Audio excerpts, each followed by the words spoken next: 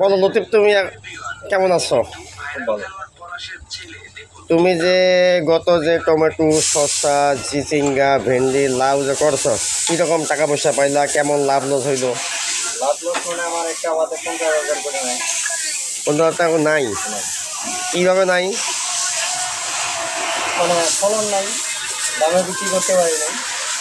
দামে বিক্রি করতে পারো নাই? না। যদিও বিক্রি করতে পারছো, টাকা পাইছো ঠিক মতো? হ্যাঁ, ঠিক মতো টাকা পাইছি।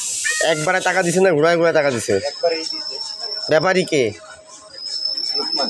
লুকমান, ওই যে গলে আর লুকমান। আচ্ছা আচ্ছা, তো এই টাকা পয়সা কি খাই বলেছ না আছে? ঋণ শোধ করতে চাই। এখন এখনো পাবে। এখনো পাবে। সামনে কিভাবে চলবা?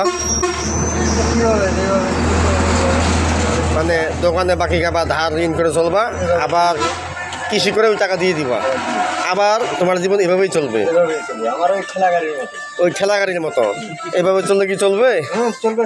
তোমার ভবিষ্যৎ, বাচ্চা কাচ্চা, বউ, এইসব কীভাবে উন্নতি কীভাবে হবে ওদের? উন্নত ওটা সময় দেখতে হবে, যদি ভালো সময় থাকে হ্যাঁ, চাইলে।